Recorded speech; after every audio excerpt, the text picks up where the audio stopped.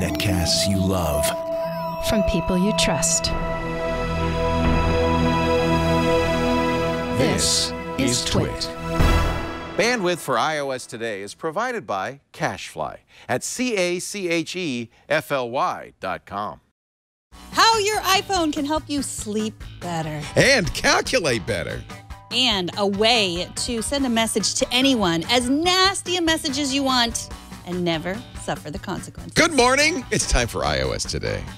iOS Today is brought to you by TurboTax Live, new from TurboTax. Now you can get a personal review of your tax return with a CPA or EA right on your screen. Talk live with a tax expert as often as you need for tax advice to help you file with confidence. Go to turbotaxlive.com/iOS Today.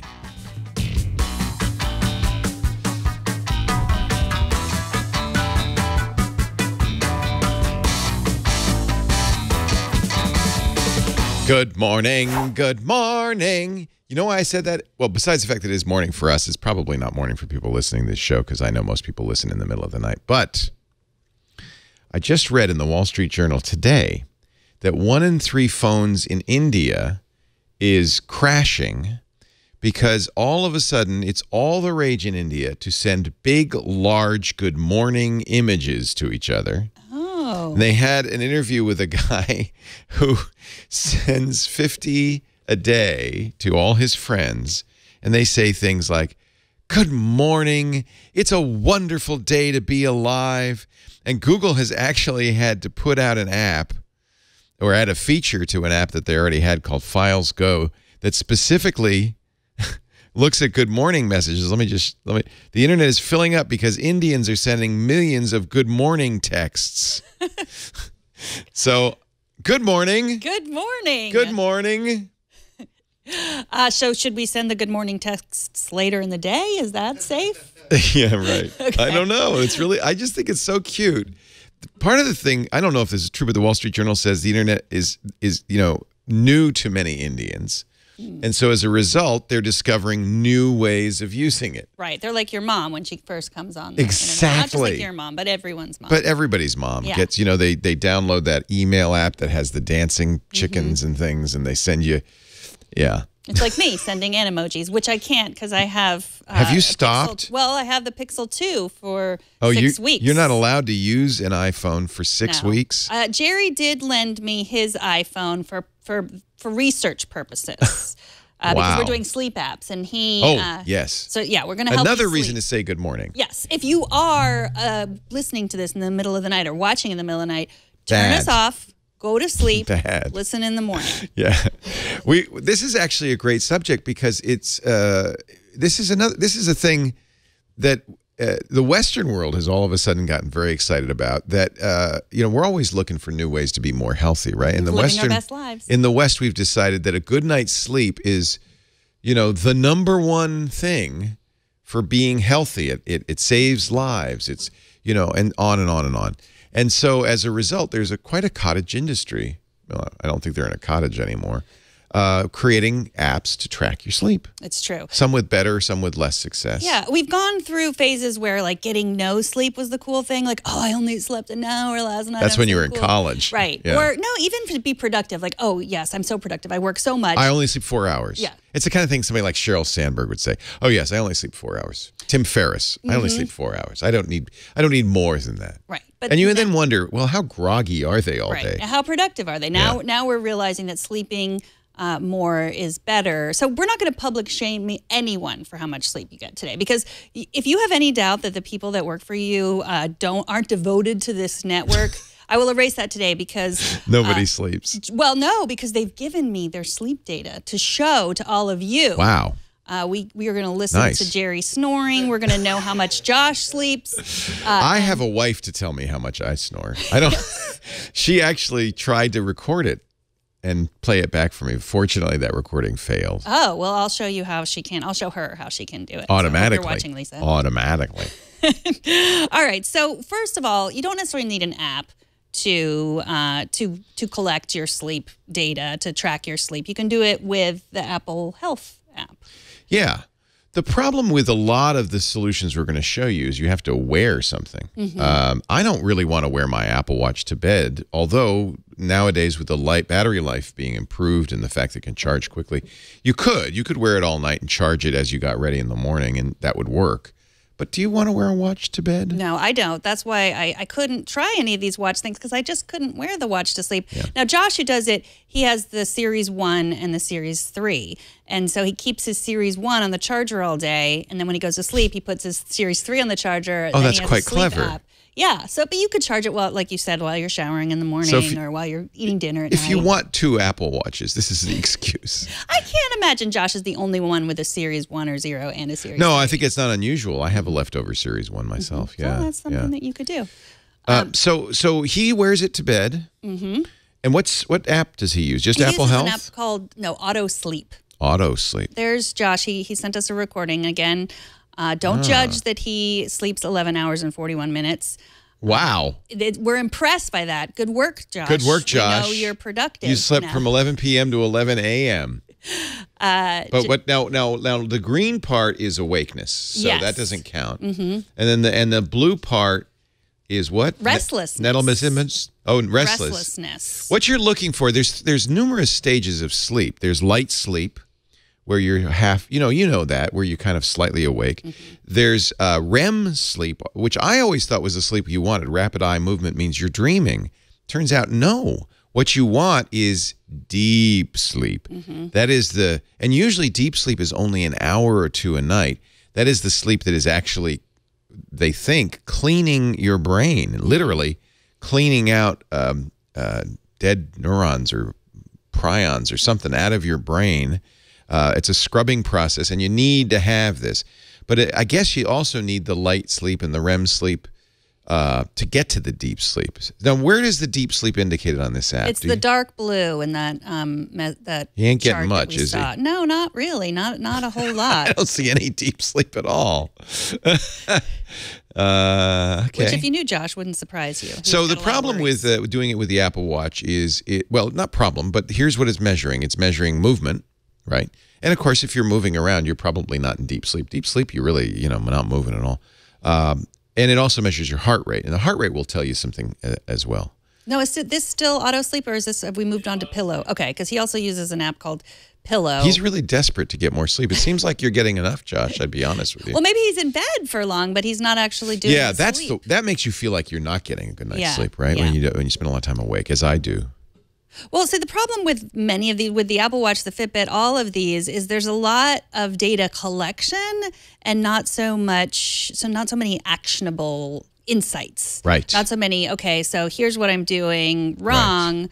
What can I do to get better? Now, I'm going to show you a sleep app that asks you at the end of your report, well, did you get vigorous exercise yesterday? When did you eat right before you went to sleep, or was there a 2-hour gap? And what was your stress level? But there are other indicators too. How much coffee did you drink? That for me is a strong indicator. Alcohol. Alcohol. A lot of times, you'll metabolize it all and then wake up in the middle of the night. Right. Yeah. Medication, so forth. So there are things. If you really care about this, you probably do want to keep sort of a sleep. There you go. There's where they ask about his day and so forth. You want to keep a sleep diary that kind of marries this data about how you slept with behaviors. And that's the theory here, is that, what's the point of learning this? Well, besides feeling bad about how little sleep you get, it would help you, perhaps if you kept a diary, sleep better. What behaviors helped you sleep? One of the things everybody agrees is that sleep is a habit. And the best thing you can do is get in a very regular habit of what time you go to bed, what time you get up, and even how you sleep, what pillows you have, what bedding you have. That's why it's hard when you're traveling to sleep as well. It's not merely jet lag, it's an unfamiliar place. So we know that sleep is somewhat habitual. You're kind of conditioning your mind, okay, now it's time to switch off. It's time to go to sleep. So that conditioning is important. And switching off, that's key too. Switching off also your devices. I don't know if you're actually a net positive if you're looking at your sleep app on your iPhone right before kind of That's going to keep you awake for sure. Yeah. I mean, I put do not disturb on. That's a good thing. If you're keeping your phone by your bed and you're going to get a text message or an email. So, turn on do not disturb in the, at 9 o'clock or 10 o'clock or whatever time you decide you're going to go to bed. I know with your Eero, who's a sponsor, you kind of turn off your kids' internet access. Yes, but I don't turn mine off. I turn mine off. I use my Eero to pause my internet on a schedule every night at 9:30 so that I cannot use Twitter or Facebook. I'm intrigued by the notion of something called multiphasic sleep. So one of the things we know is that our sleep habits have changed a lot in the industrial era. Before you had electric lights, people probably went to bed when it got dark. What else are you going to do? And got up when it got light, right? What else are you going to do? You got to milk the cow, feed the chickens. And of course, didn't have any distractions in between. But we also know that people, for instance, rarely had their own bed to themselves. They rarely had their own bedroom to themselves. People slept in larger groups. So biologically, our situation has changed quite a bit. And one of the things that people are investigating is this notion that maybe we, didn't always sleep for 8 hours from sunset to sunrise or 11 hours or whatever that is. There's some evidence that people actually sleep in phases. They sleep in 1, 2, or 3 chunks. And a lot of people have tried this system. And this is why I think I wake up every morning around 3 or 4. And what I sometimes will do is get up and do something for a couple of hours and then go back to sleep. And there are a lot of people who write in the middle of the night, who accomplish things. And many great thinkers like Benjamin Franklin believed the idea that you didn't really sleep for a long period of time. You'd sleep in 2 or 3 or 4 chunks, sometimes nap during the day. So I think that that's one of the reasons many of us do wake up in the middle of the night. And I'm not sure that trying to force yourself, I think it's good to be sensitive to this. And that's one of the things these sleep trackers can tell you. You may have a cyclic period in the middle of the night where you're just really wakeful regardless of what you do. That's true. The other thing that can keep you up is snoring or your partner's snoring. Yeah, your snoring probably doesn't. Your partner's snoring definitely does. Now, this is a huge problem. How do we solve this? I don't know. My husband wears earplugs because I'm a snorer, and that's how we live a happy marriage. Jerry is a horrible... I was going to suggest separate bedrooms. You could do that. At distant ends of the house. I don't suggest that. No, that's not a good... Jerry is in the process of diagnosing his snoring. Jerry is our creative director. That's his job, right? He's very, you're right. This is commitment. He gave us a recording of his snoring. He did. And so wow. He uses an app called Snore Control. Okay, tilt it a little bit so we can see it. There you go. And so this is his history. So it goes through all of the snoring. To have quite a history of snoring. So you just press record, and then you set it by your bed, and you understand that every noise that happens in your bedroom is going to get recorded. To get recorded. It's a voice-activated microphone, though, so it will not record until there's something going on. So it says that it is just snoring, but there's, he also recorded some of his little boy coming in, that sort of thing. Neat. So that's snoring. Let's find some really good snoring. Oh, that's so mean. We should have done this anonymously. His name isn't really Jerry. Yeah. He said it was okay. Yeah. So how does this cure the problem? That's my question. Now I know I snore, but what do I do about it? That's a motorcycle. A really good one. If he snores like a motorcycle. So you can enter in certain things, like you said, like was I stressed? Did I drink coffee? Did I? You put in that information, and then you get these reports. Alcohol, for instance, can really increase your snoring. Exactly. Yeah. So you can see like the time that you were in bed, the time that you were snoring, and here's factors. So none. So then you can say alcohol, nice, coffee, tea, ate late, worked out, stressful day. I think it's good. I think this is valuable just in general to keep an eye on how that affects sleep. Now, by the way, we should say that snoring can be a sign of a very serious health problem called sleep apnea, where you actually stop breathing during sleep and aren't aware of it.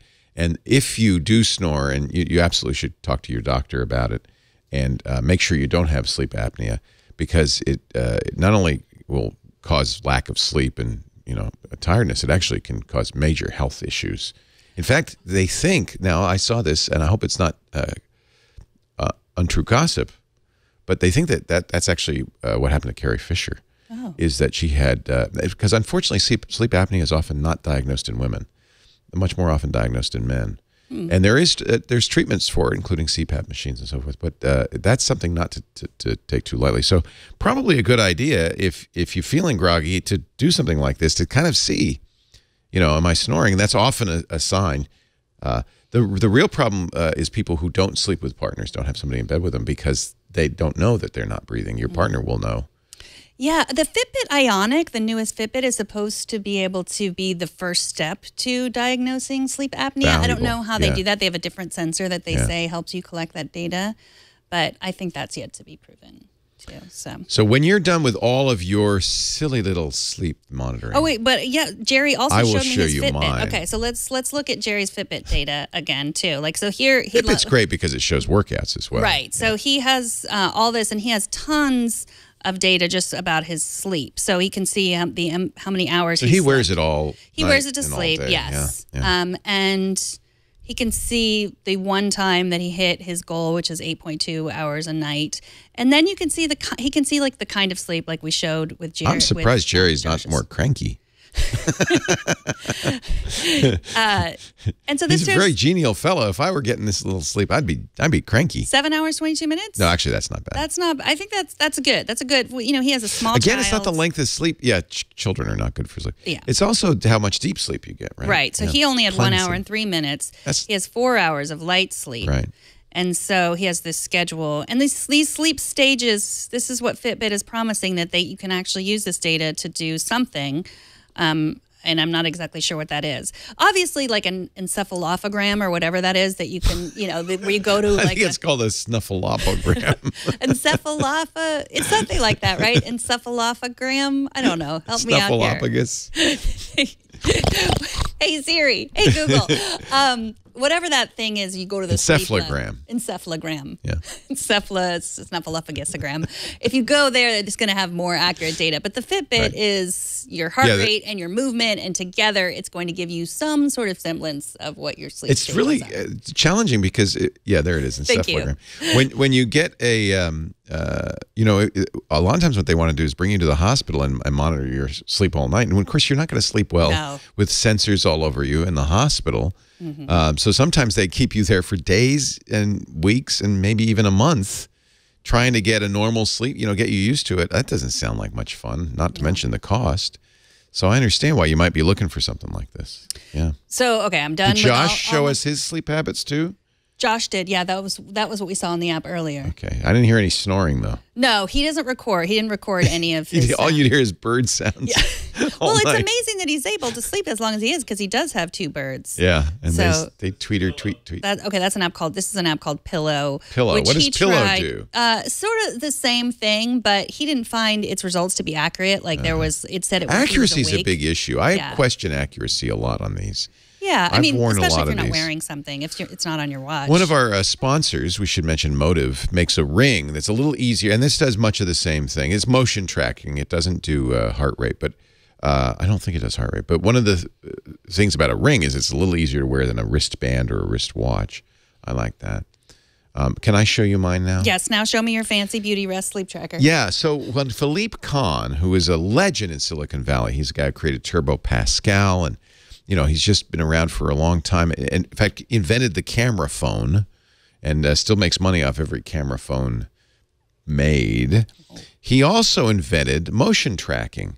He's the guy who, the accelerometer in your phone, he invented this and patented it. And motion accelerometers and all those things are often licensed from his company. His current company is called Full Power, and they have created for Serta something to track your sleep that I like better than anything I've tried, and I've tried them all.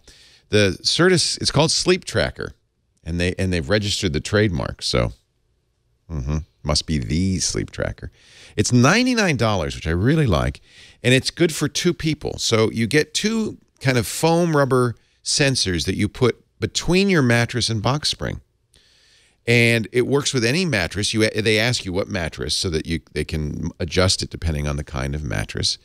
And then you have one on your side. You put it on under where your pillow would be, and one on your partner's side. You identify whose is whose. And then it does it automatically every night without you doing anything. And now this is amazing. I find this almost hard to believe, but it actually doesn't just monitor motion. It also monitors heart rate and breathing. Wait, through the mattress? Like Sleeping through Beauty? the mattress. So this is going to look a lot like the typical, the sleep stuff that you see. I got a very poor sleep score. They give you a score on a scale of 0 to 100, and you want to get a little higher than 61. This is showing me the different times of sleep. I did get my sleep goal in terms of the number of hours Good work. in bed. And one of the things I'm doing, thanks to this, is trying to really regulate when I go to bed and make it as consistent as possible when I wake up. Let me tap this to show you some of the things you get. The little man walking around, that's wakefulness. That's I got up. And then the red part is awake. Look at all. See, this is what I was talking about with this multiphasic sleep. And actually, I think this is what happened. Is I went to bed at 7 last night because I'm trying to keep from getting that cold everybody's got. And then I got up. So really, my night was really more like this portion here. This is me. I got up and I actually did some work. I prepared for the show. But so this is from this point on, and you can actually, where is that? There's a way to see what time that was. Shows you the dark blue, the deep stuff. That's the deep sleep. The light blue is light sleep, and the REM, the dreaming, is the yellow part. And you can look at previous days. This is what's, I find this really interesting. This is heart rate. There we go. So you can track through the hours your heart rate. It will give you an average heart rate for the evening, 66. Average breath rate too. So that's what this green thing is your breath rate. That I think would probably be useful. Look at this. Looks like I didn't breathe or have a heartbeat. No, that's because I got up. Right there. I'm dead, Jim. Stop breathing. Yeah.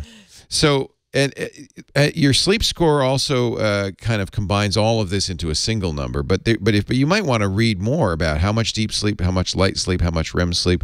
Record how you feel the next day. How many wake-ups you had, how much time spent awake, the efficiency, the average heart rate. All of these things are very useful. And then the sleep observations, whether you ate, had a workout, how stressful your day was. You can add additional information there. In fact, if you want, you can have caffeine. In fact, I'm going to start doing this. Caffeine, electronics usage, room temperature, pets on the bed, children in the bed, alcohol, sleep aid medication, joint muscle pain, other medications, smoking, and food. So now it's going to ask me about all of that stuff. And again, this really makes it a lot easier for you. And now, what Philippe says is they're and this you might consider from a privacy point of view, collecting all this information. For instance, he published on his Full Power blog after the earthquake we had in the Bay Area, all the people who were not sleeping in that period of time. You could actually see heart rates go up, wakefulness go up during that earthquake. He's collecting this information. They're actually working on it, doing machine learning and auto-training it, trying to find the key to sleep. And he says, we have found a lot of interesting correlations, and we're finding more all the time. So given it's $99 for 2 people, you don't wear anything. It does it all completely automatically. How's it charged? Is it battery or it's plugged into the wall. Oh, good. No charging. It does pair with the internet. And it is, about the easiest thing I've ever seen. There you go. There's where the paddles go, right under the mattress, under your pillow. And then there's a little small processor that connects to the internet and then obviously plugs in to power them. So I don't have to ever really think about this again. Serta does sell, by the way, mattresses with this stuff built in. But since this works with any kind of mattress or bed, I think this is pretty amazing. And I have to say, it seems to be the heart rate and the breath tracking. there's their interview with Philippe Kahn. I think it's towards the end that we talked a little bit about this on triangulation.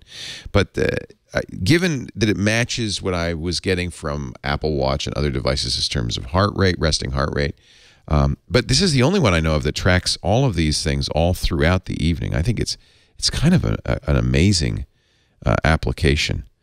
Do you and Lisa compare your scores? And yeah, we do. Does she have a better score than you? She's very competitive. So what was your sleep score today? No. You know what? It's similar, and you can see you're over. Waking her up when you get up. Yeah, you can see over a period of time. That's a thick. Did you see how thick that mattress is? It still works. This is not my mattress, obviously, but this is their video. But it really is kind of amazing. And I like not having to wear a device of any kind. I also like not having to remember to say, I'm going to sleep now. Yeah. You can do that. It also has as many people want, a wakefulness alarm that monitors. You say, here's the time frame within half an hour that I want to wake up. And it won't wake you up if you're in deep sleep, which I do not. No one wants to wake up to an alarm if you're in that deep, deep sleep period. You kind of want to. You kind of want to wait till you're a little bit more restless, and so it will wait as long as half an hour to do that. And it pairs with your Amazon Echo.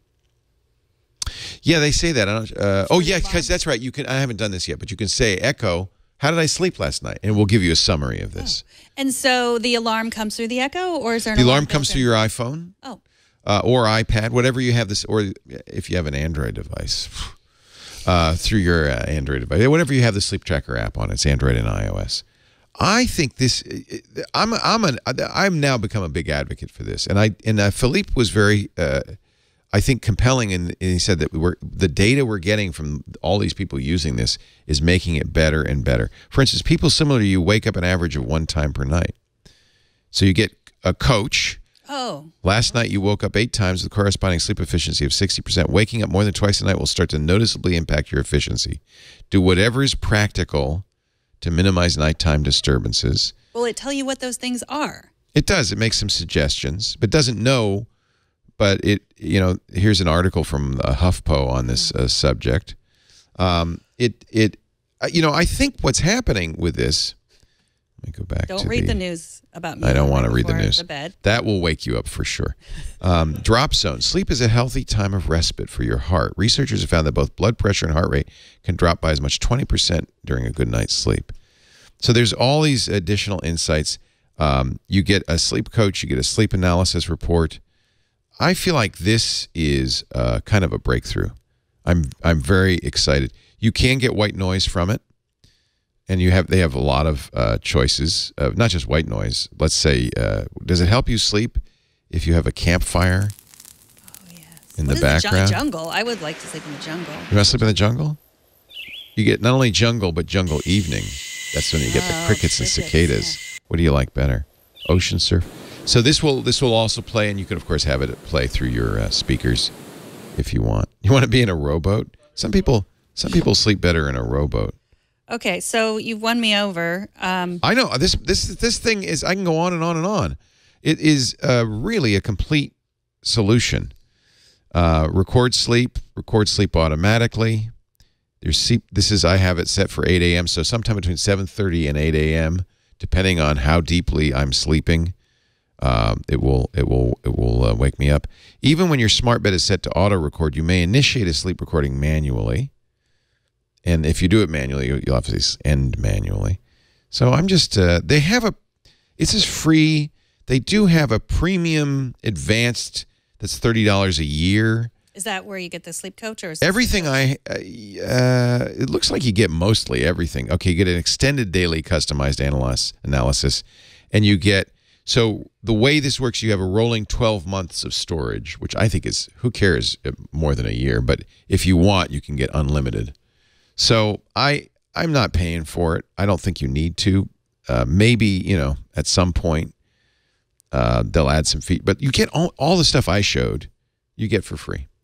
And $30 a year isn't a whole lot if you want to have, I don't know what more you get with the extended daily customized analysis reports. I do think in time, as more people use this, those might become more valuable because they may have more and more insights based on, the group information they get.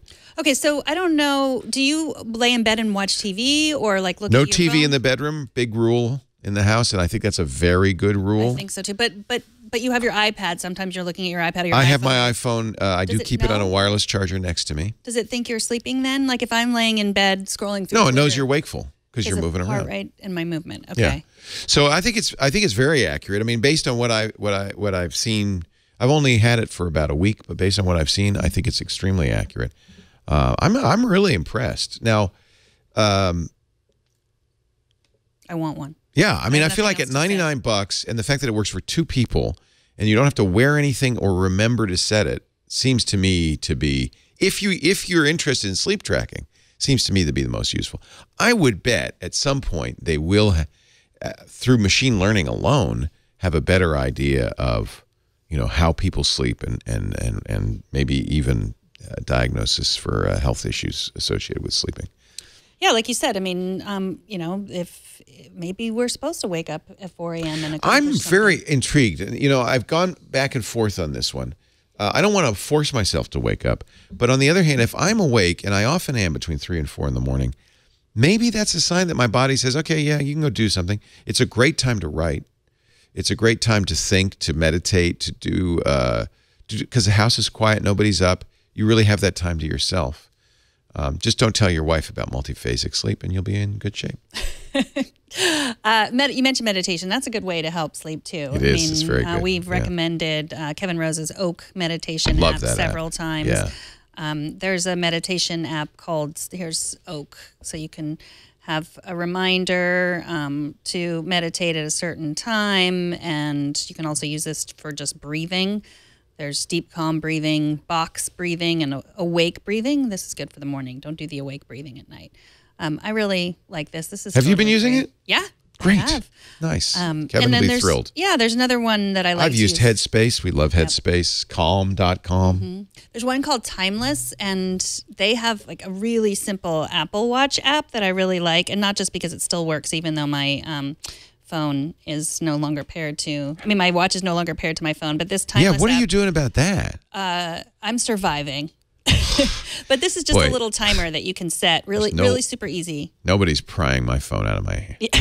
Well, you use both. So I do use both. That's my solution to it, is to have both, because there are benefits to both. But this it's called Timeless, and it's just a simple timer. I mean, you could use just your regular timer, but you just begin, and then you it'll just tap you when you're done meditating.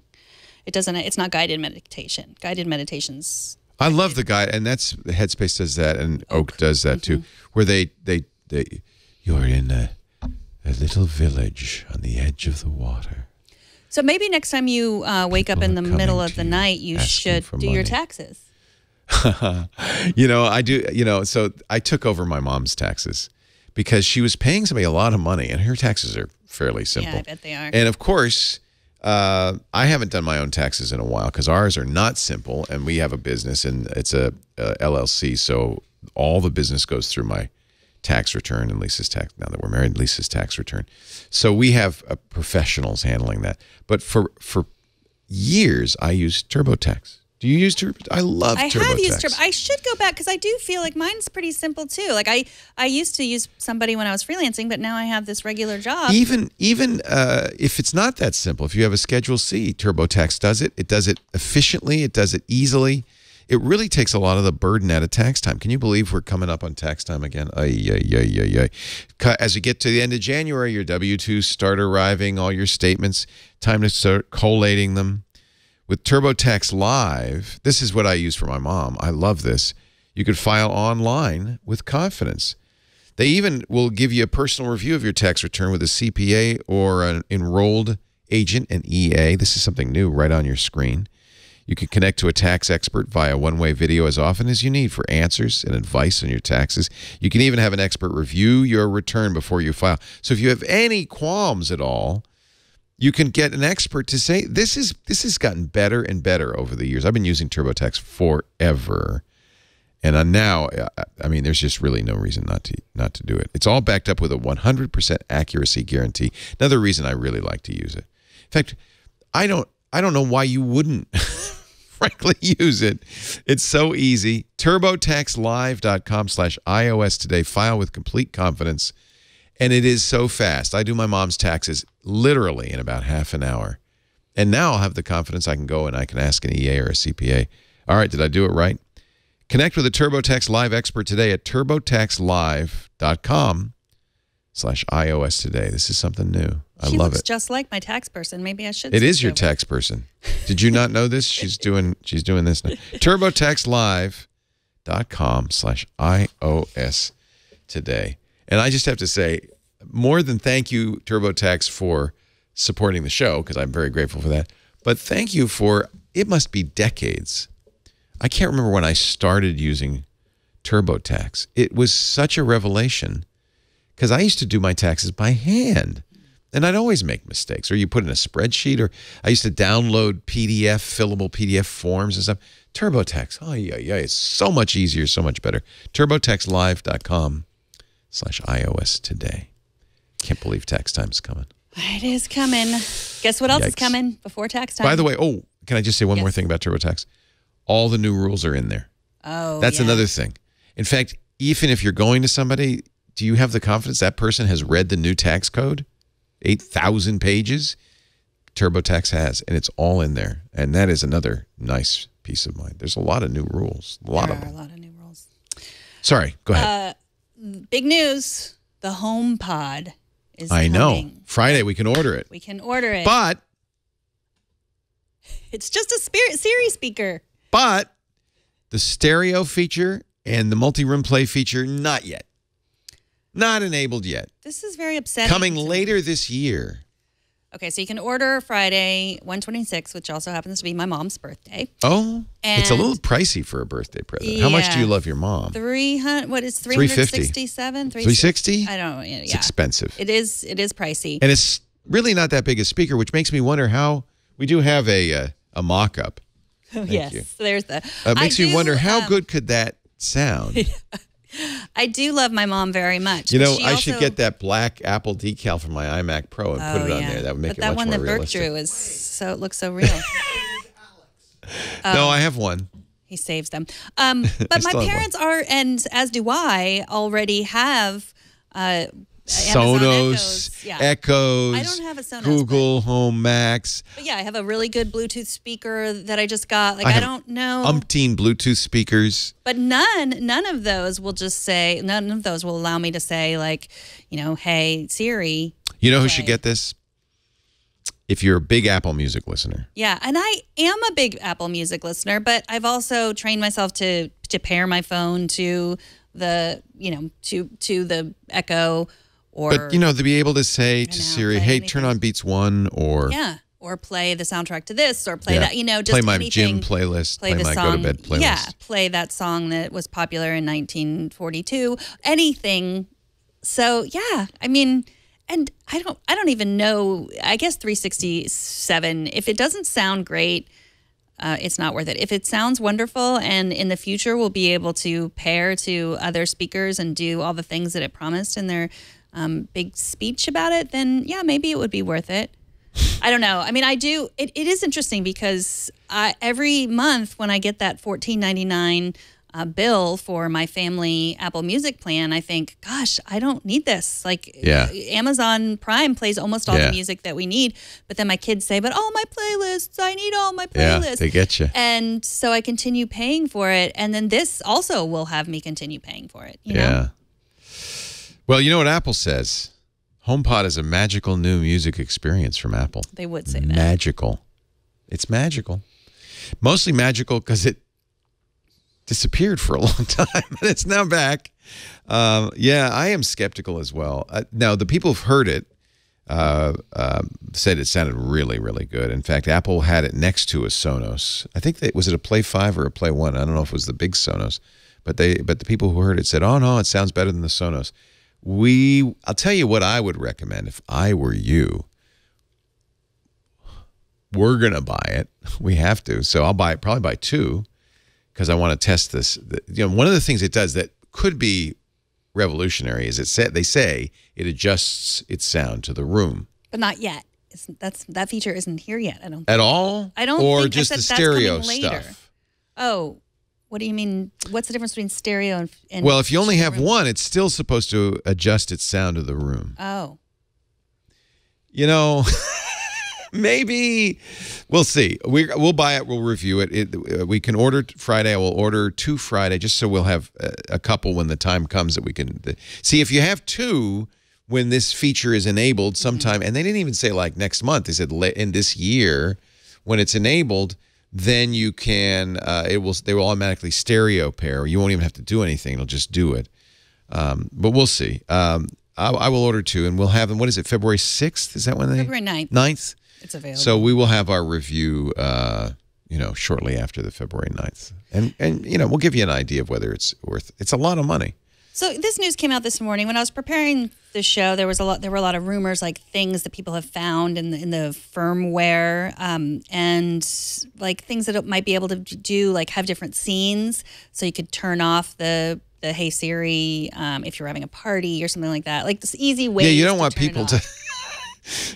I have been at a party where somebody, Mr. Jerky Jerk, decided he was going to change the playlist, and once he got on the network, I couldn't stop him. Oh.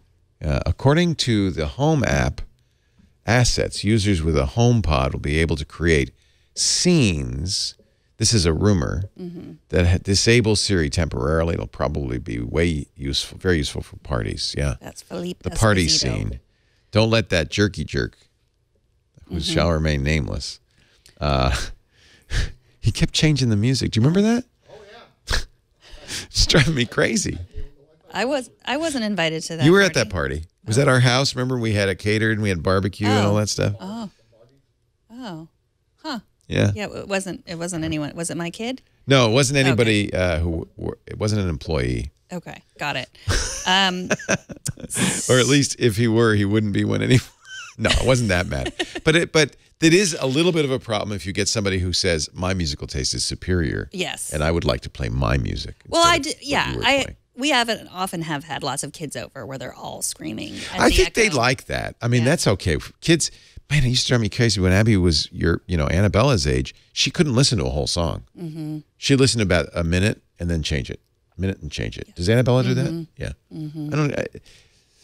I don't get it. Is the younger generation just less patient than we are? Oh. Kids these days, get off my lawn. All right, so Tim Cook he had an interview on. Wait a minute. Okay, sorry. Rene Ritchie, did you see his picture? No. With Tim Cook? No, when? At the NFL playoff game?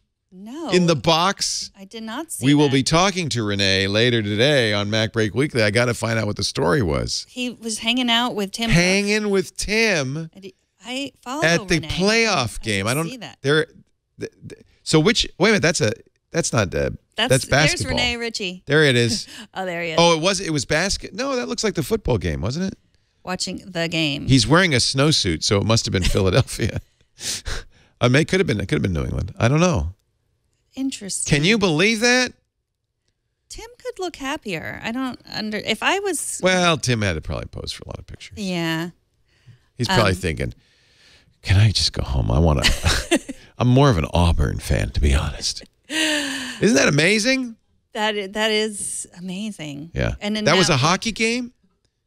Doesn't look like a I've hockey hugged game. Rene Ritchie, so therefore I've hugged Tim Cook. So Yes. my life is complete. I danced with a man who danced with a girl who danced with the CEO of Apple. Yes. Let's write a musical. Well, you call me at 4 next time you wake up at 4 That's in a the song. morning. Did you know that? But not the CEO of yeah. Apple part. It Is was it the a- Prince of Wales. Yeah. Oh, it's not. Is it from a musical? No, I think it was a music hall song. Oh. Often confuse musicals and music halls. Let's not get distracted. So by Tim was in musicals. Toronto on Monday, so maybe it was in, but even then, Renee's in Montreal. Oh, Someone's at your door. gotta remember to turn that off before the show. Okay, so Tim did an ABC interview where he said some things. What did he say? What did he say? I didn't see He it. said in the future, users will be notified if their battery is too old, and that if they will be notified that they will be throttling. And that they can turn it off. Right, and then they can also turn that off and be throttled all they want. They get to make. I think choice. I think the right answer. So the developer beta for that new feature will come out next month, and the public release will come out sometime after that. Also, there will be enhanced battery information, battery health information. So there'll be an additional setting. We knew that, and I think that's really useful. The more you give us, the better. I have a little app that I run on my Mac that does my laptop that does the same thing. That tells you all the. There's a lot of information that you can get that gives you a better idea of what's going on. Apple also will reportedly discontinue the beautiful iPhone 10 next year when it comes out with the iPhone 11 or whatever that is. This headline is dopey. Is it misunderstanding Ming Chi Kuo? It's Ming Chi Kuo. But remember, Ming is an analyst. He's writing not for you and me or users. He's writing for investors. I guess the tidbit of news here is that if you believe this, and there's no way Ming Chi Kuo could possibly know this, but if you believe this, then Apple won't sell. Sometimes, they keep the old model like they do right now. They have you could buy an iPhone 7. Sometimes they keep that old model for people who want to spend less money. And what they're saying is they're not going to do that with the iPhone 10. When they release the two new iPhone 10s, much bigger, by the way, screen, 6.1 and 6.5 inch iPhone 10, they will stop selling the original iPhone 10, which just makes it more valuable to me. Right. Well, they never usually do that. I mean, everything. Well, it's not. They don't always do it, and there's no way you can know ahead of time what Apple plans to do. Ming Chi Kuo's information comes from the supply chain, and the Chinese manufacturers who are telling him apparently, well, we don't have orders for more iPhone 10s after July. Doesn't mean anything, in my opinion. Doesn't mean anything. Have you heard of MyCharge? No. What's they that? are a little portable battery company. It's pretty. What I really like about this is that because I have so many devices and I'm constantly charging, in addition to all my devices, I'm charging the devices that charge my devices. Yes, I know. But this one plugs into the wall, which I really like. Oh, I love that. That's you just great. plug it into the wall, and then you can use it as... It's got the cables built in. It's got the cables. And this one I've been nice. using because it's USB-C, because I'm using the Pixel, so that's nice. Doesn't have lightning, though, it looks like. No, this one doesn't. But they have whatever. MyCharge, if you show the MyCharge website, you can order they have all kinds. They have, that's the Hub Plus C, which is $79.99, but there's also one with lightning cables. How many thousands of milliwatt amp hours? The 6700, otherwise known as 6700 or That's not a lot. 6700. That's two charges for the iPhone. This looks like it and has could you charge more. Do you think you could charge a laptop with that had USB-C? No. Don't charge a laptop. It's the Google Pixel Type-C smartphones. I can't really. Oh, I know what I can do. Do you ever do this? Use your phone as a magnifying glass? Oh, no. Your camera? Yeah. But So then, it takes, unfortunately, this is a good tip requires for your AARP article. Yeah, I'll put this in my AARP article. This, it takes more hands. Yeah, hold that. Okay. And then I can zoom in. Look at that. Isn't that great? So it is, oh, no, this is good. 24.8 watt hours. That is 24,000. That's good. And then what you said, can it charge? So over USB-A, it goes to, looks like 2.4 amps. Not enough to charge a computer. Although, yes, you could with a Type-C. It would drain it quickly. But you could with a Type-C. It goes up to 12 volts. So you wouldn't destroy your MacBook by using that to charge? Well, it wouldn't hurt it. And yes, I think you could charge it. Yeah. In a desperate situation. Yeah, it wouldn't charge it all the way, but you could definitely do that. Look at that. Isn't that a great tip? Next time you're in a restaurant, you can't read the menu because you know these restaurants these days, they're so dim. They turn the lights down more than in my day. That's so true. Thank you, John. But you do need John around to hold it. This is good. I'm going to get this. This is awesome. So the MyCharge, Qualcomm they have quick charge if you have a Android device, MyCharge. And then, you can get one with lightning cables as well. Wow. All right, so now it's time for a question. This one comes from Dan. Dan writes, I use Postbox on my Mac for using GNU PGP to sign. GNU Privacy Guard, GNU PG. No extra P. Oh, PG. He just added a P. To sign but my it's emails. PGP. Okay. However, I'm lost as the best app for iOS that supports importing my PGP key that I may sign and encrypt my emails on my iOS devices. Most apps seem to be paid, and I don't want to waste my money buying subpar mail I don't apps blame you. to find they don't work well or are not feature-rich. Do you have a mail recommendation that are like the Mac version of Postbox? So this is you. Are you ready for the?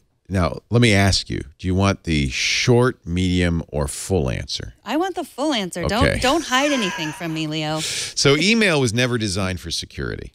It is fundamentally insecure. So people have come up with solutions to kind of glue onto email to make it more secure.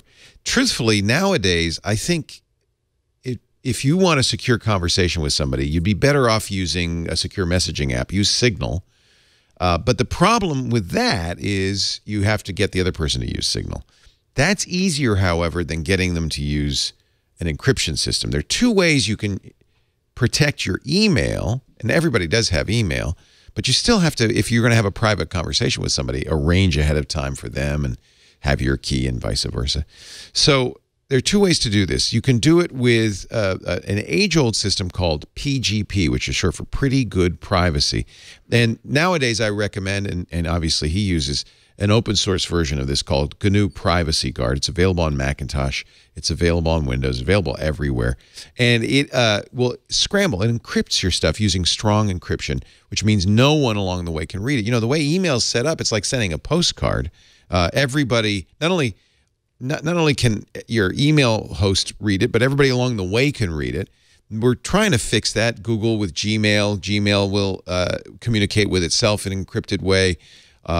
And then some other email providers work with Gmail to provide encryption. That ultimately may be the long-term solution.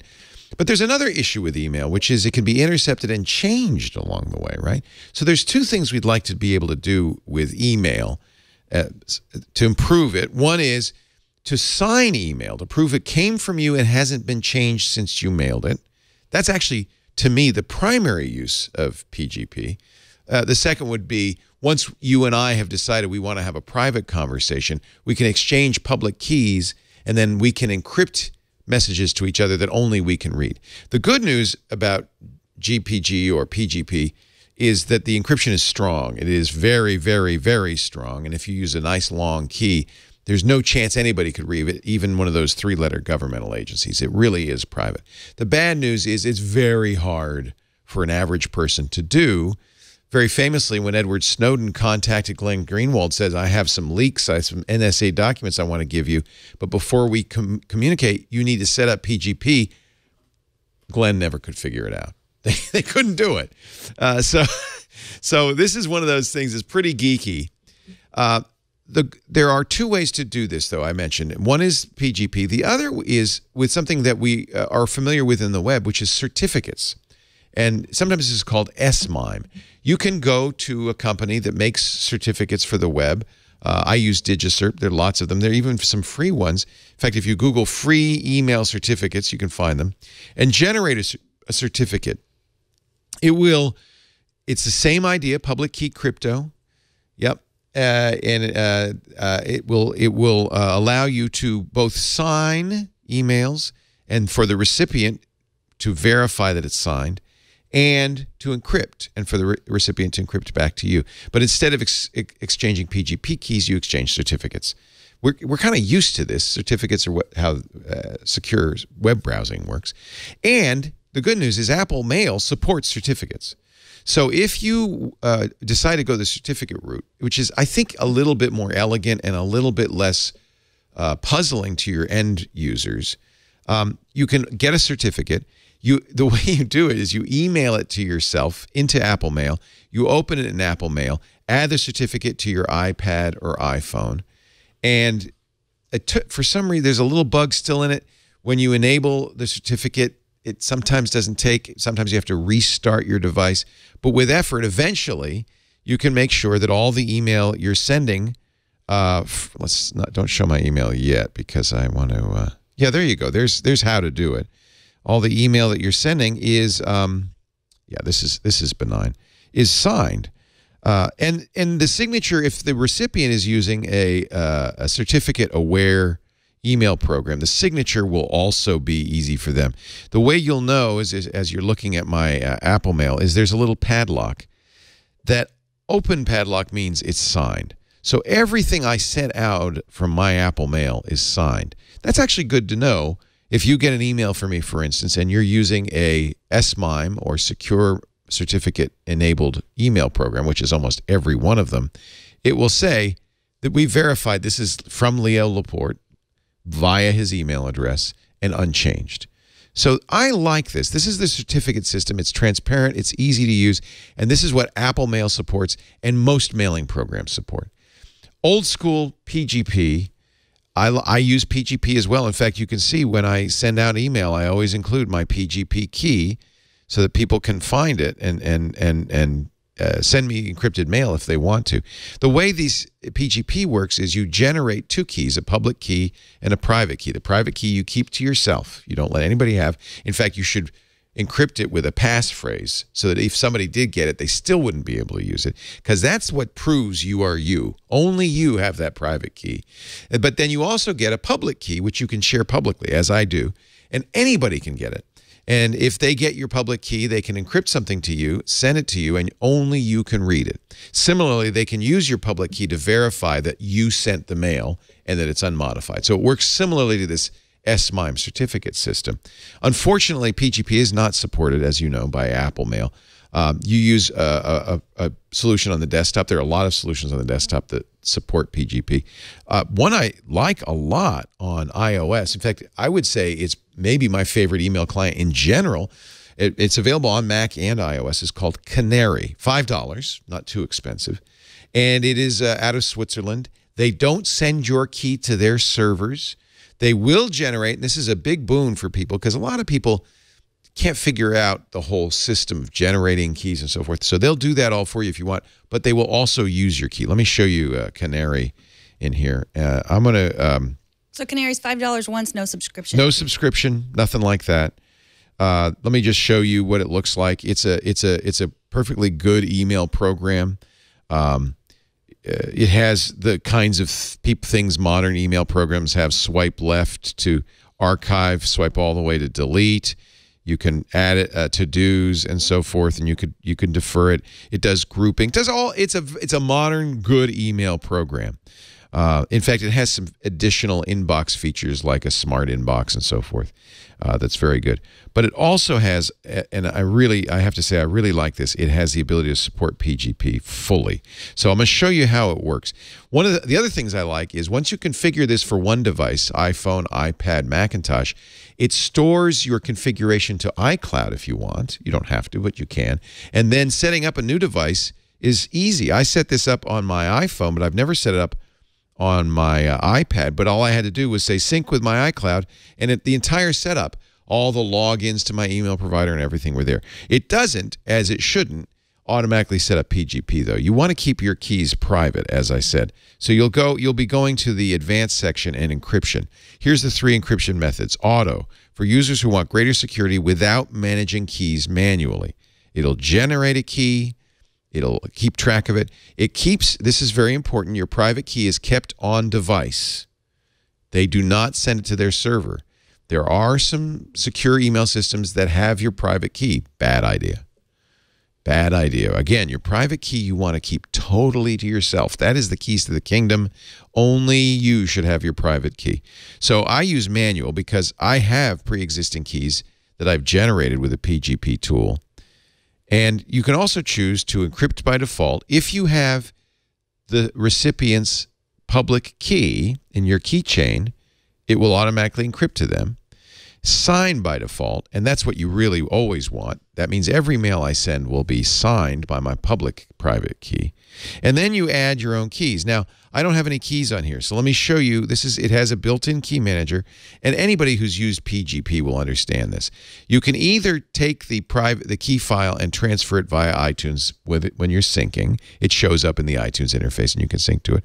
Or you can use Apple's new file manager to browse. I keep my private keys on my private network-attached storage server. They're right here. So here's all of my keys, and I can import them just like this.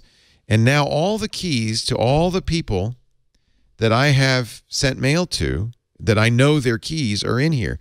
I could also, and I'm going to do this now too, import my private key. So you see how easy this is. As long as you have access somewhere to your keys, you can either sync. So these are my secret keys. I found my personal 4 keys. And in fact, if I look at Laporte, or I'll go to, they're all associated with Leoville, which is my email address. These are all my private keys. You choose which one you're going to use. That's default. This is going to be the default. This is my current key. And then the first time I send email, it will say, all right, you've encrypted your private key. You have a passphrase. What's your passphrase? You enter it. You have the option to enter it every time.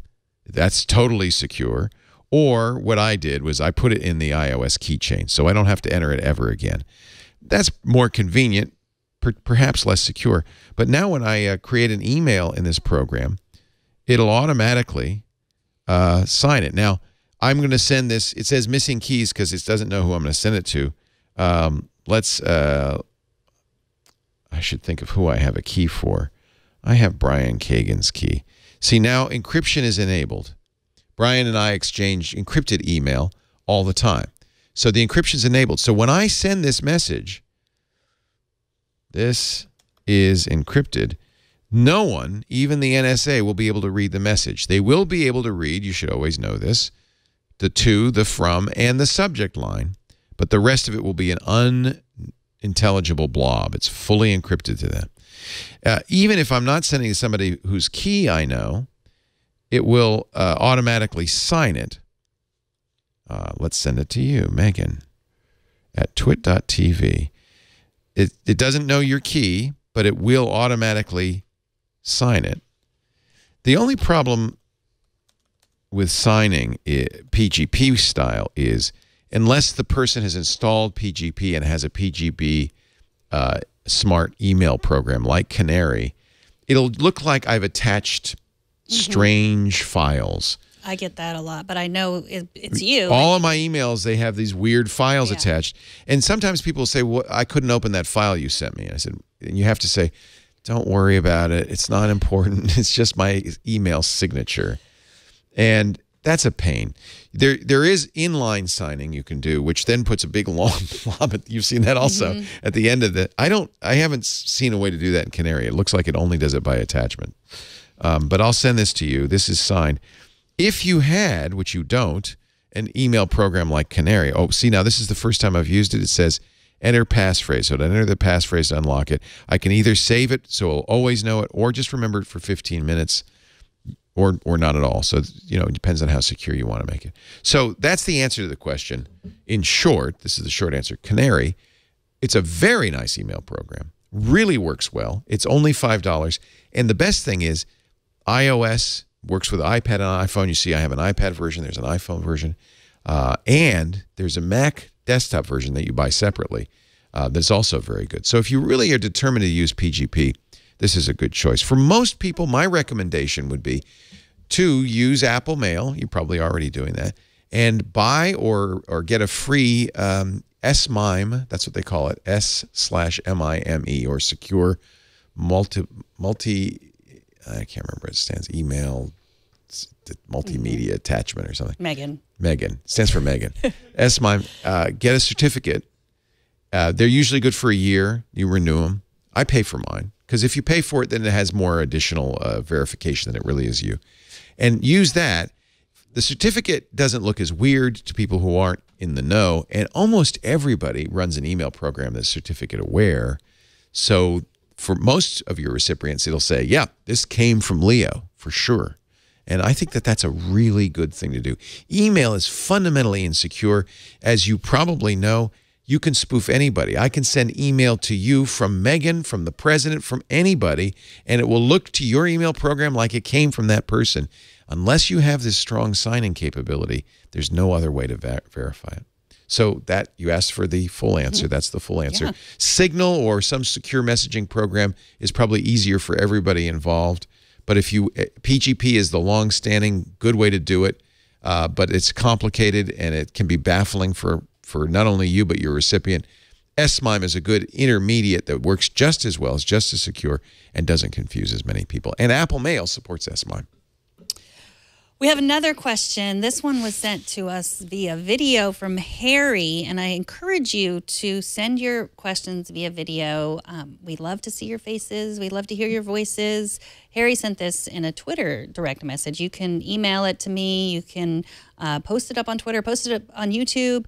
So here is Harry's question. Hi, Megan. It's Harry from New York. I have a question for you. My Apple TV and my router are next to my TV. Every time I use my iPhone to AirPlay or screen mirror, the video lags and stutters. How can I fix this? How can I fix this? Well, I think he already knows what the problem is, right?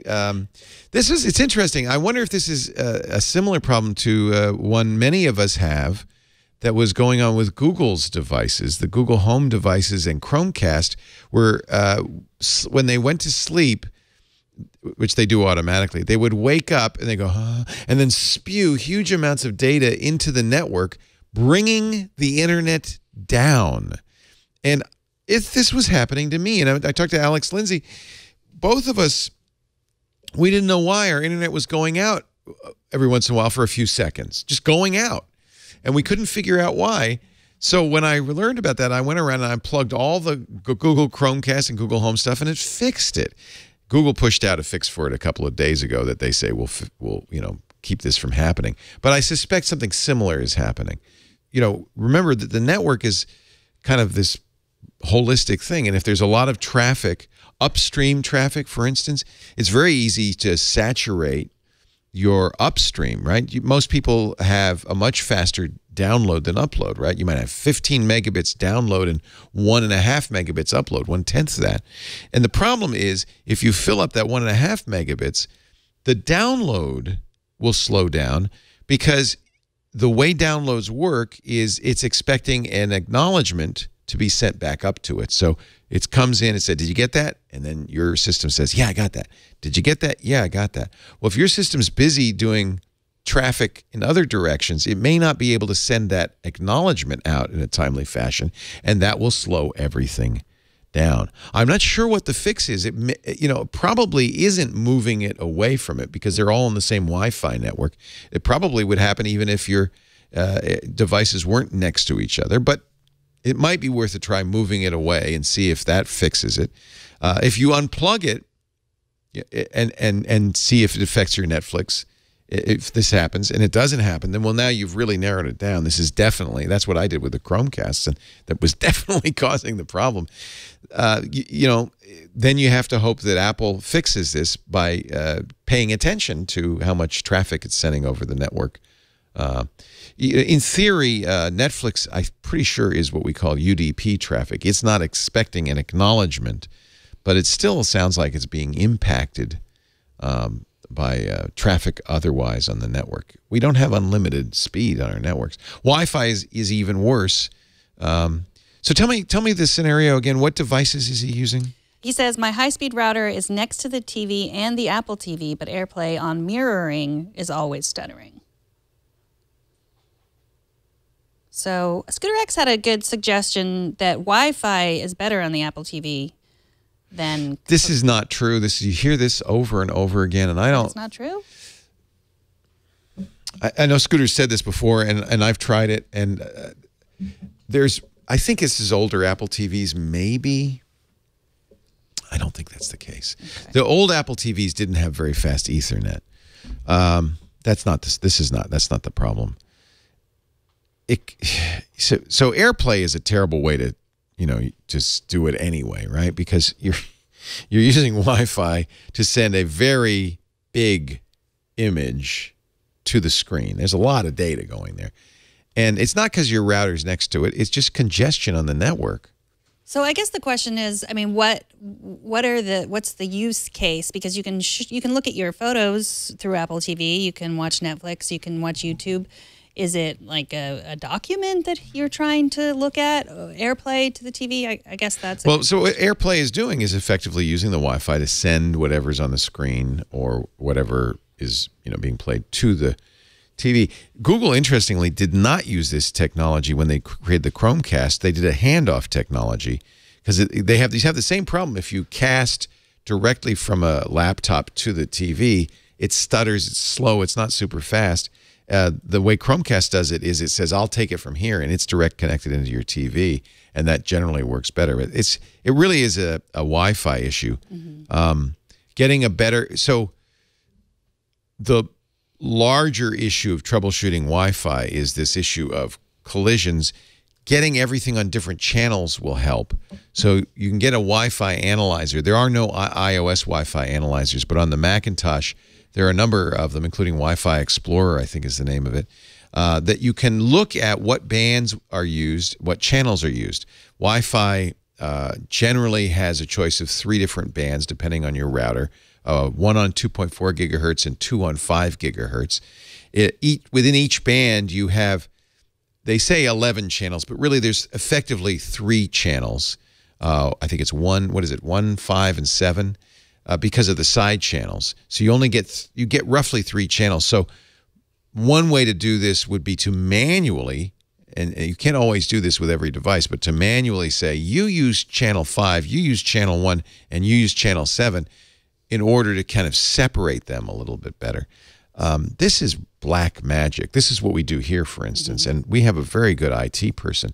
I asked him the other day, I said, Russell, we've got how many? 4 or 5 access points in this studio that you can use. How do you keep them from interfering with each other?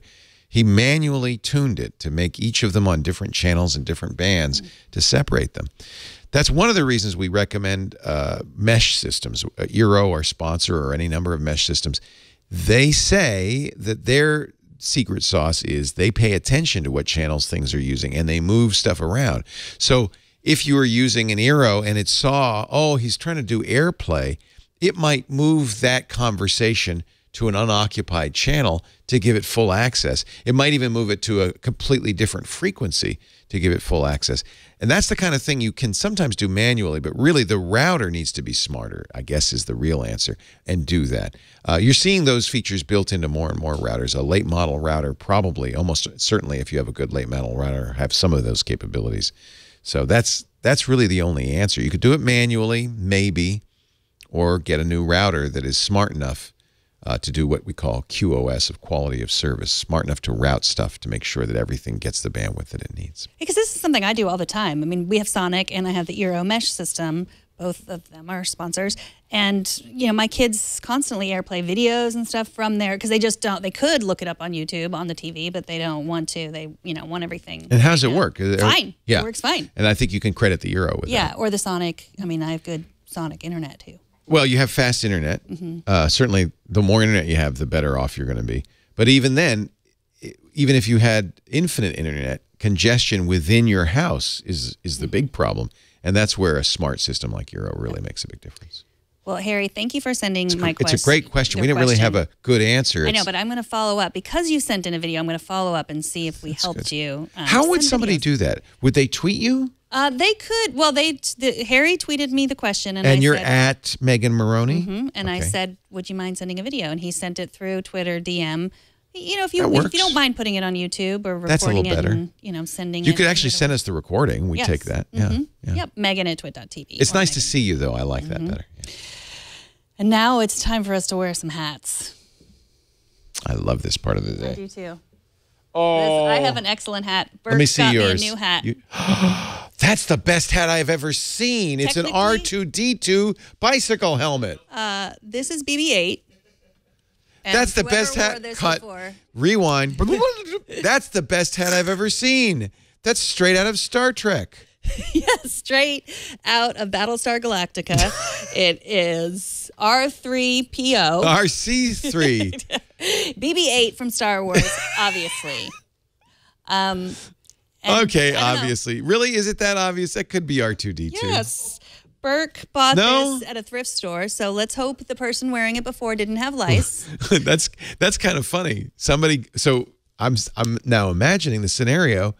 Somebody got that for Christmas and said, no way in the world am I wearing this on my bicycle. Probably, yeah. Someone like me, I totally would have gotten this for someone. I, on the other hand, think it's the greatest helmet I've ever seen. Yes. And it was for a child because it is sort of cutting off my, I don't know, what is that, voice box? It's very tight.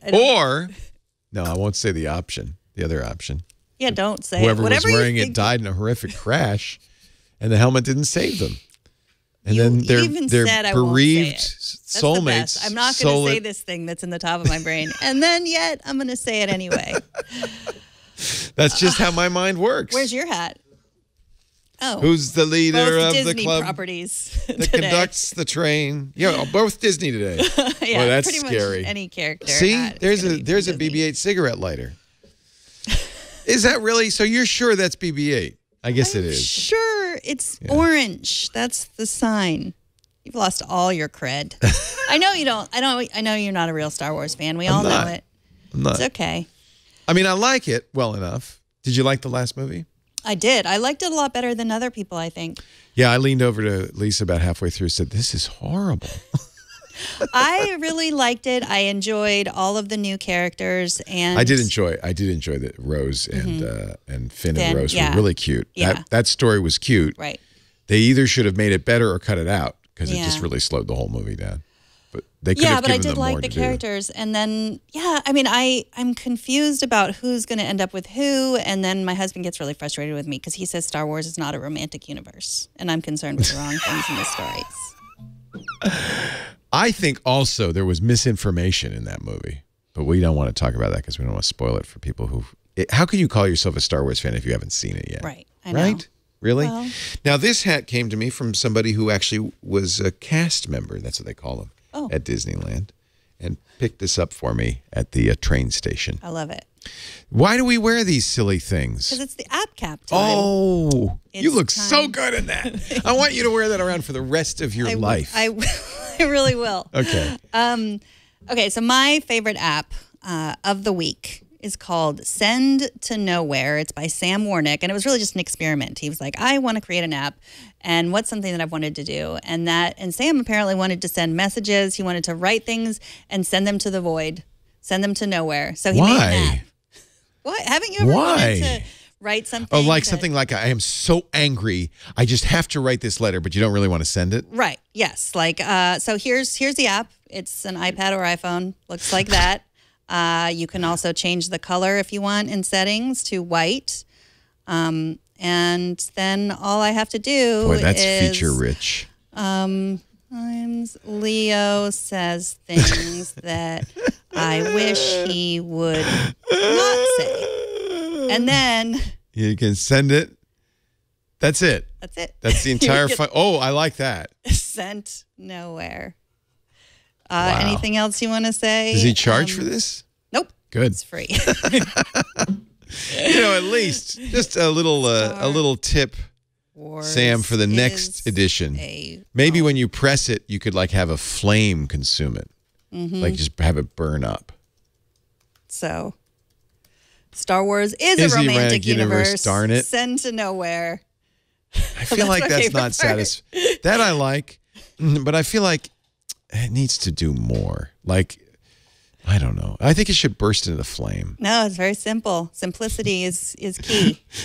That is a very nice app. Send to Nowhere by Sam Warnick. I'm going to download that immediately.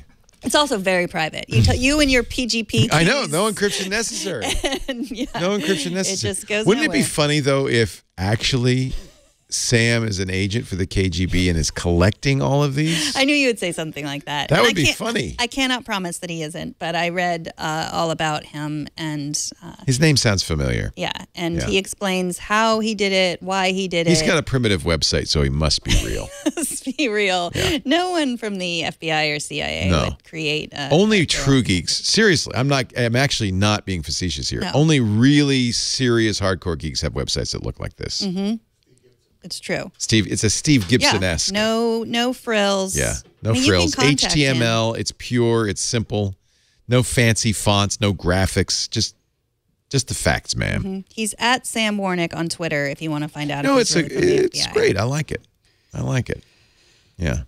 Send to nowhere. What's amazing is that Apple approved it. Yeah. And in fact, he sounds surprised as well. Right. It is a good journey down the Apple App Store. Now, approval what does the future hold for Send to Nowhere? We got to read it. I got to read it. What does the future hold? It's simple enough. No bugs should come out. So he's never going to update it. It's done. I think, Sam, I'm just going to say, flames. Well, yeah, he says that he has some explosive updates. Blow it up. If you have an idea for an update. I think, oh, I know what you do. It's you crumple a little ball, set it on fire, and then it floats away. Oh, that is a Don't good idea. people do that with like their thoughts and messages? They put them in a balloon and they send them. Have you seen that? Yeah. The fire balloons. I don't think yours. Oh, yeah, those balloons. Yes. That seems so dangerous. Yeah. They put the message in a balloon with a candle and I don't think they're it's called paper, fire balloons, but... and then it goes up in the air and then it burns. It seems like you're sending fire bombs to people. It seems so dangerous. No, it's sending off We could do your it bad digitally. thoughts to the. Well, to that's the idea. universe. Yeah. Sam, just a thought. Yeah. It's kind of a safe, or that Where did that come giant from? alien hand crumpled us up and then Kevin burned has us. been waiting for all of his effects.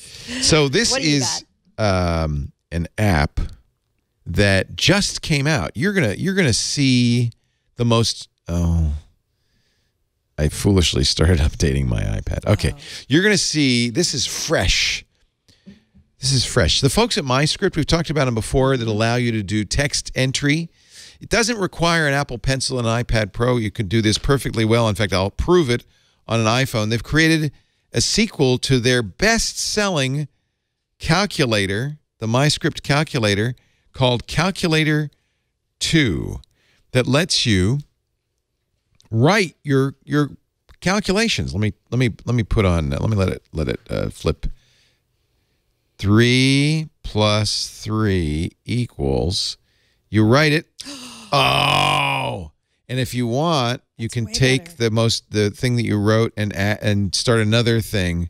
Divided by 27 equal. And then if you want, and if you don't like, look, you can do an exponent to. You can do. I did the absolute value of 6. I don't know how. I could do the square root of 27. You got some glare. Oh, thank you. I was glaring. Look at that. It knows pi. So what is this? That the first version did that. What does MyScript Calculator 2 do? It's better. Let me show you on the iPad because actually really handy with the Apple Pencil. Yeah. So it does. Calculations. It does sine, cosine, does all your trigonometric calculations. It's actually quite sophisticated. It's a really nice calculator. Look, you can scratch out. If you want to make a change, scratch out something, change it. Easy to fix. This is the little demo that's at the beginning of it. You could do percentages. It can solve for unknowns. What do you think? Question mark %? What do you think? How did you like that? Did you like that? That's new. Oh. You weren't watching. No, I was trying to figure out what was new. I don't. That's actually really. I think this is new to be. Bugs. It's just really nice, and I pre-ordered it because I wanted it badly. It's just sweet. I love the idea that I could go. Maybe the memory bar is new. Yeah, you have memory. You have a lot of stuff.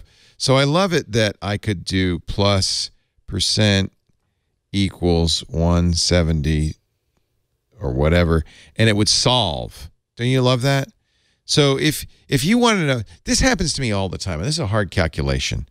If I said, well, what percentage of 700 is 22?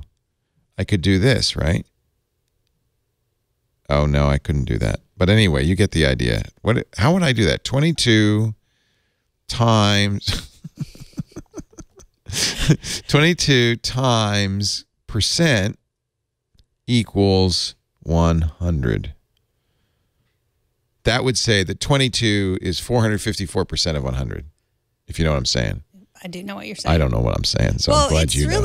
I love it that you can take answers. It's much better than the calculator that doesn't work on an iOS 11. I just think this is so cool. It has, this is the history tape, so you can see what you've done. And I think for students this is great because it is actually, you're doing the math, right? But it does the math for you. I forgot to turn on left-handed, and you can have it Apple Pencil only or fingers as well. I forgot to charge my pencil, so I'm not using the pencil to do this. You got to remember to charge your pencil at all times. MyScript also has handwriting recognition apps for writing, too. These guys have, basically, this is what they do, is handwriting recognition. And they do it really, really well. It's really remarkable. I think writing things is really helpful. Yeah. I think for a student, for instance, and students are allowed to have calculators nowadays, but I would far prefer seeing them handwrite it out and have the iPad do the calculations for them, because they still get the tactile thing of doing the problem. You know what I'm saying? And they just don't have to do the math in the problem.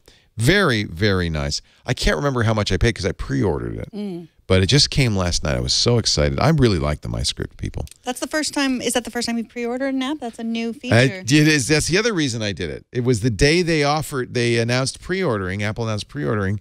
This pre-order came up, and I said, well, let's try it. And it worked. I got an email that said, and I think I got a notification that said MyScript is available, and then it automatically downloaded. I didn't even need to do anything. It just appeared on my iPhone and my iPad. MyScript Calculator 2, it's out. It is $7.99? $2.99. That's better, yeah. $3. Apparently, it provides an enhanced user experience and many new features. Well, thank you for reading the press pros. release. Yeah. Well, I didn't. I should have. You're right. You ask a good question. What's new? I feel like it's better than ever. It understands pi, understands e, a lot of constants. It does a lot of very sophisticated calculations, including, as I said, trig. Really nicely done. And iPhone users will be pleased with the native support for iOS 11 features, including the calculator that doesn't work on iOS 11. And it really actually works just fine with your finger. You don't need the Apple Pencil. In fact, this is the first time I was going to use the Apple Pencil, and I guess you could get more stuff in there if you use the Apple Pencil. Look at this. The scratch out is so cool. Oh, don't you love that? I do. I think teachers should use this. I think it really is a good way to keep kids, closer to the actual math, but doing some of the hard stuff for them. And now look, he's answering in pen. That's the difference. You can now erase on your iPad, but not on your answer sheet. Yeah. Did you look how easy that made that mom's life? Cooking and parenting. She cooked cookies and solved a math problem. So we have to end the show now because this is cutting off my air supply. And as much as I love it, I think I need to adjust it to my giant head. I wish it fit my head. I don't think it will. Man.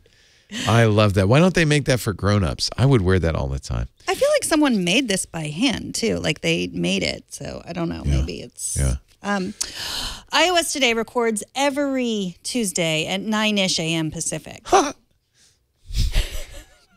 You can... I think the hat's getting in my head. Yes. Oh, my. You can watch, you can download, fill out our survey, and tell us what you like and what you hate. It's a very short survey. And... Oh, yeah, that survey is really important. We do that once a year. It helps us understand how to make better shows for you, but it also helps us let advertisers know, because we don't collect any information about you. This is the only way we can really tell advertisers who watches or listens and how they watch and listen. So it's very valuable for us. If you would just go to twit.tv/survey, you would be doing us a great service. Take a couple of minutes. It's not very long. 4 minutes, right? Yeah, we shortened it a lot. Yep. And you can email videos of yourself asking questions or making comments. Love that. Please do. Megan@twit.tv or find me at Megan Morrone on Twitter. If you have anything to ask or tell Leo, send it to me, Megan@twit.tv. Leo's busy trying to figure out PGP. He's not going to answer. And if he does, it'll be encrypted. Megan@twit.tv is the most important thing to remember. Oh, that and the fact that we do this show every Tuesday. I already said that. Well, then there's nothing more to say except Subscribe thanks for to the joining show. us. Subscribe, Yeah, and we'll see you next time on iOS Today. Bye-bye. I'm not gonna Throw your helmet. Beautiful. The good news about throwing a helmet is it can't break.